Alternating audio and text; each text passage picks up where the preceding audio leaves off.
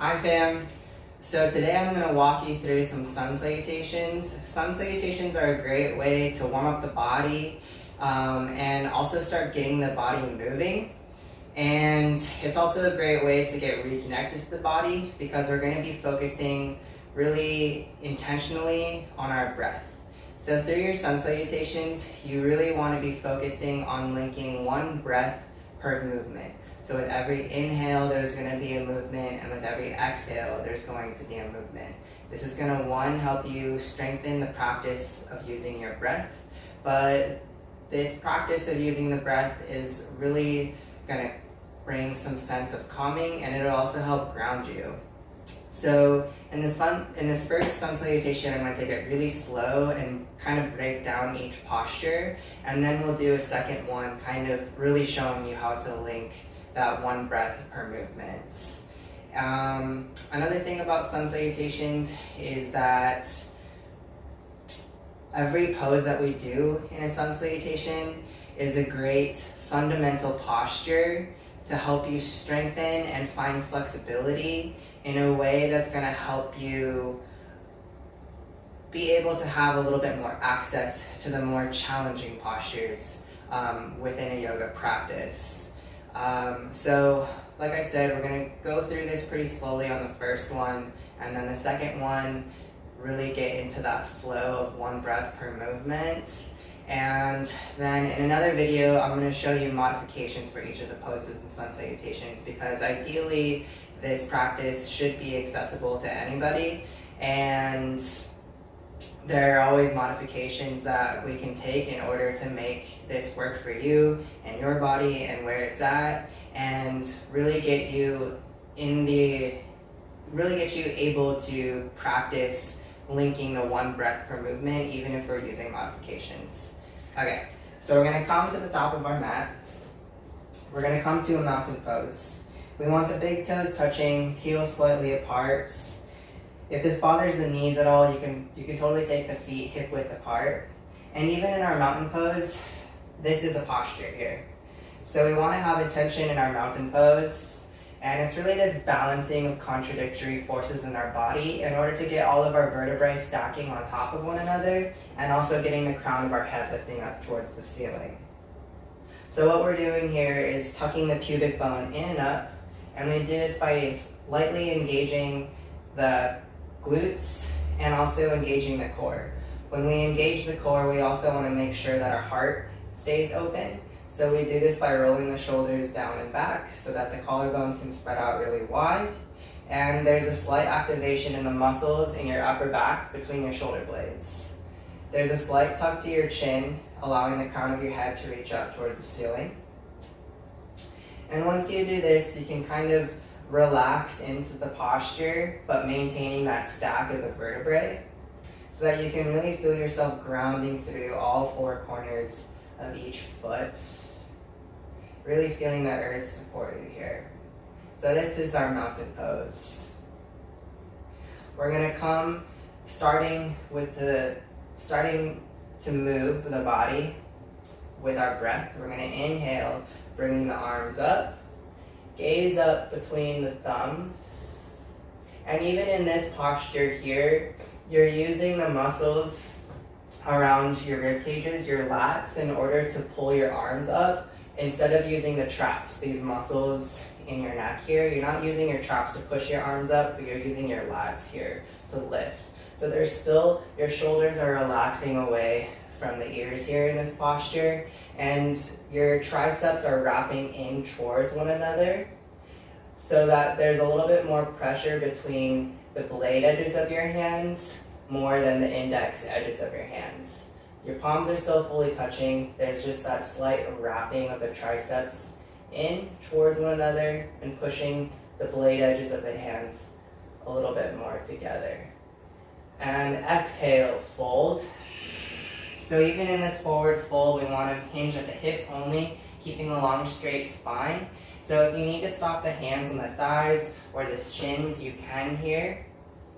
Eventually your hands will come all the way to the earth. Inhale, chest up, flat back. Exhale, we're going to come back to a plank. So even in this plank posture. We're really focusing on alignment here. And what we're doing in our planks is making sure that the hips are in line with the shoulders and the heels. And there's an activation here, again, in those lat muscles to really push through the hands. And we're kind of pushing the sternum in towards the chest, away from the earth. So there's kind of this doming of the upper back that's happening and a really big engagement of the lats. You should feel a burn in your lats here, especially when you're first starting this posture and really starting to strengthen those lat muscles. So you want to try keeping that doming of the upper back. As you exhale and lower down, we're hinging at the elbows, but we're sending our shoulders beyond our wrists, and we're only coming down halfway. So your elbows are only going to bend at 90 degrees, and your shoulders are not coming lower than your elbows. And then from here, we're going to inhale to a cobra or up dog.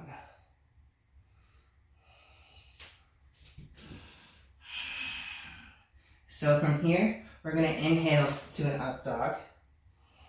So in our up dog, we're really trying to open up the heart as much as possible, spreading the collarbones away from one another. And there's an activation in the quads and the glutes here to keep your legs really strong and engaged, and they're lifted off the earth a little bit. Gaze is at the tip of the nose. And exhale, trying to roll over your toes and coming to your down dog. In your down dog, you're really pushing your hips up and back as much as possible so that there's one long line all the way from your hips to your wrists. So even if you need to take a bend in the knees here in order to send your hips up and back as much as possible, that's totally fine. Eventually, you'll start working on lengthening, straightening out the legs as long as you maintain that length in the spine. And eventually, your heels will start relaxing towards the earth as well. We're really grounding through all four corners of the palms here, spreading the fingers out wide. The webbing between your index finger and your middle finger is pointing straight forward, square to the top of your mat. We're still using those lat muscles that wrap around the rib cages to push you away from the earth. So your shoulders are still relaxed away from the ears. And by using our lats, we're taking the weight out of our shoulders and our wrists a little bit. Good. So we hold down dog for 5 long, deep breaths.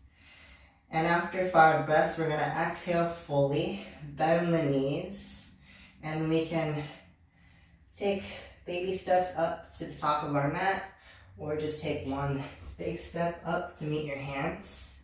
On the same inhale, we're going to lift the chest, flat back. Exhale, fold. Inhale, coming all the way up, reaching up, gaze up between the thumbs, and exhale to your mountain pose. Very good. So we're going to do that one more time together, and I'm going to really go through that flow of linking one breath per movement. Coming to the top of your mat, big toes touching, heels slightly apart. Inhale, reaching up, gaze up between the thumbs. Exhale, fold. Inhale, chest up, flat back. Exhale to your plank. Ideally on the same exhale, we're going to lower down halfway. Inhaling to up dog. Exhale, down dog for 5 breaths. 1,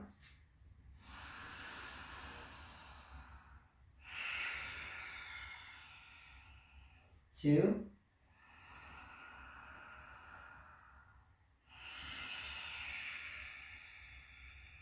3,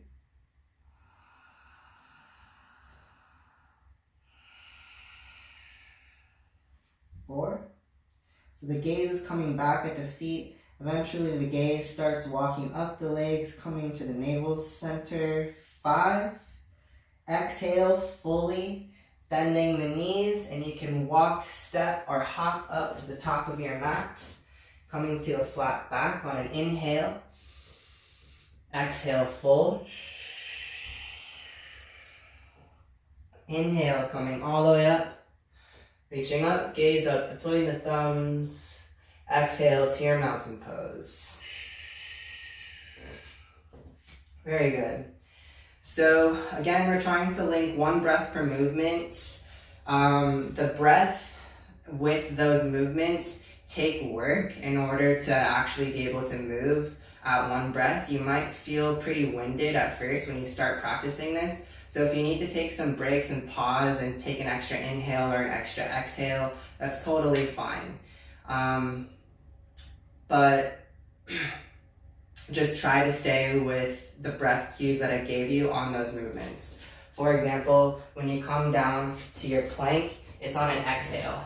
And ideally you would lower down on the same exhale, but if you need to inhale first, and then exhale and lower down, that's totally fine. Inhaling, coming up, exhale to your down dog.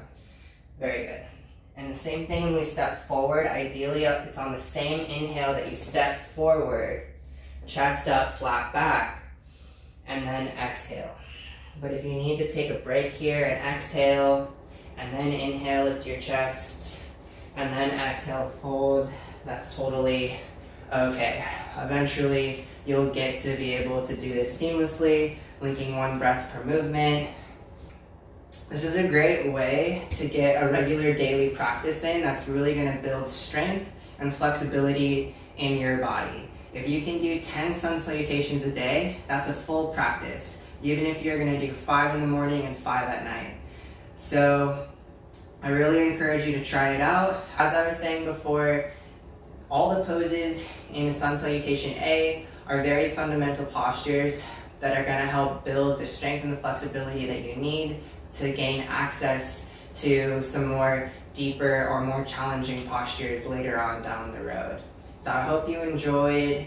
Like I said, I'll be posting another video to give modifications to all those poses because I really want everybody to have access to really getting into a movement and mobility practice where they can link 1 breath per movement, even if some of those postures that I just showed you aren't working for you in your body right now. So thank you for watching. Thank you for sharing your practice with me. Be well.